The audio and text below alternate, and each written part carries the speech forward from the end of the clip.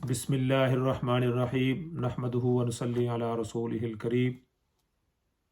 آج کی میری گفتگو کا موضوع ایک مختلف سا موضوع ہے۔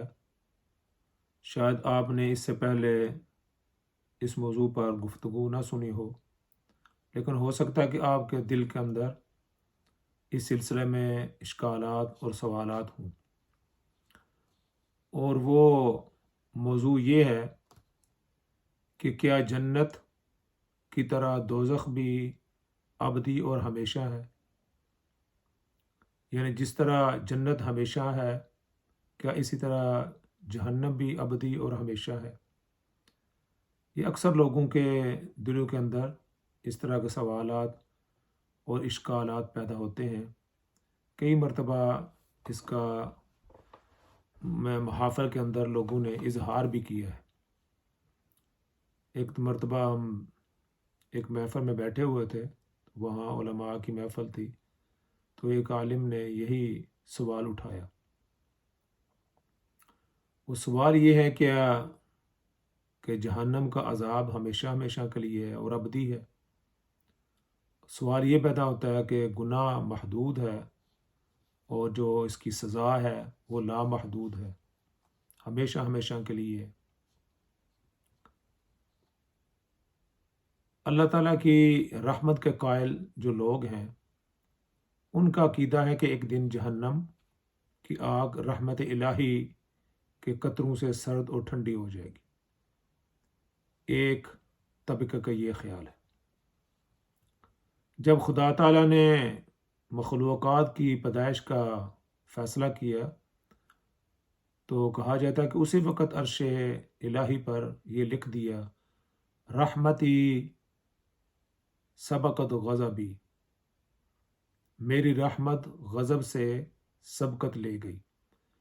یعنی میری رحمت جو ہے وہ تمام چیزوں پر حاوی رہے گی، کوئی چیز میری رحمت سے اوپر نہیں ہوگی، سب سے اوپر میری رحمت ہوگی۔ اچھا، کچھ اہل علم کا کہنا ہے کہ جنت کا وجود ابدی اور دائمی ہے، کیونکہ جنت خدا کی رحمت کا اظہار ہے۔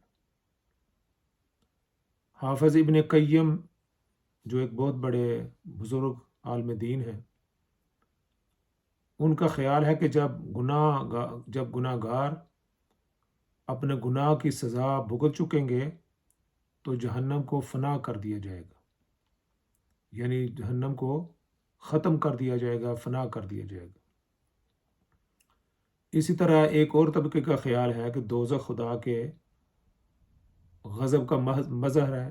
جس طرح جنت خدا کی رحمت کا مظہر ہے، اسی طرح دوزخ بھی خدا کے غضب کا مظہر ہے، اور یہ بھی جنت کی طرح ابدی اور دائمی ہے۔ تو کہتے ہیں کہ اگر یہ اسی طرح ابدی اور دائمی ہو تو پھر یہ دونوں برابر ہو گئیں، غضب بھی اور رحمت بھی، تو پھر جو اللہ کی رحمت ہے وہ غالب کس طرح ہوئی؟ یہ بات وہ کہتے ہیں یہ سمجھ میں آنے والی نہیں ہے۔ وہ کہتے ہیں کہ ایک دن جہنم جو ہے اس کو بند کر دیا جائے گا۔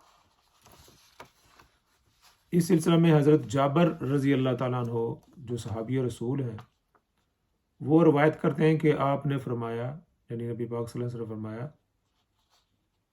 جہنم پر ایک دن ایسا آئے گا جب اس میں کوئی نہیں ہوگا۔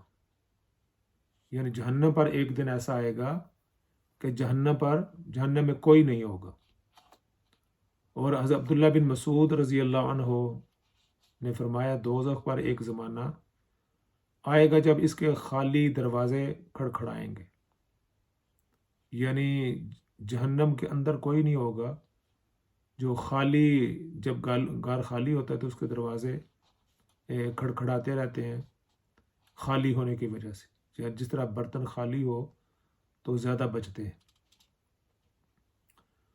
تو کہا یہ گیا کہ خالدن فیہا ابدا، پھر اس کا کیا مطلب ہے کہ وہ جہنمی جو ہیں وہ ہمیشہ ہمیشہ کے لیے اس کے اندر رہیں گے؟ پھر اس کے کیا معنی ہوئے؟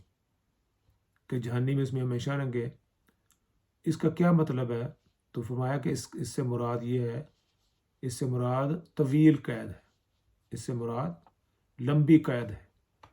یعنی جب مصیبت ہوتی ہے، مصیبت والی رات ہوتی ہے، جس رات کے اندر آدمی بیمار ہو یا اسے کوئی تکلیف ہو، تو کہتے ہیں وہ رات کٹتی نہیں، اور خوشیاں جو ہیں وہ جلدی ختم ہو جاتی ہیں، اور جو غمیاں ہوتی ہیں وہ ان کی کوئی حد نہیں ہوتی، وہ راتیں جو ہیں نا وہ طویل ہو جاتی۔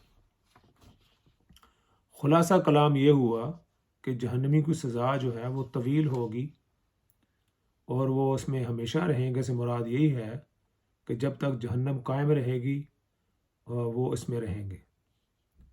یعنی جب جیل اور قید خانہ ہی، کہتے ہیں کہ جب جیل اور قید خانہ ہی ایک روز بند کر دیا جائے گا تو پھر قیدی کہاں ہوں گے؟ اس طرح خدا کی رحمت اس کے غضب اور غصے پر سبقت لے جائے گی۔ تو کہتے ہیں کہ اس سے مراد یہی ہے کہ طویل قید، پر ایک دن ایسا آئے گا کہ جہنم کو بند کر دیا جائے گا، اس کے دروازے بند کر دیے جائیں گے، یعنی وہ اس قید خانے کو ختم کر دیا جائے گا۔ جب قید خانہ ختم ہو گیا تو پھر قیدی بھی نہ رہے۔ تو اس کا یہ ایک مطلب لیا گیا ہے۔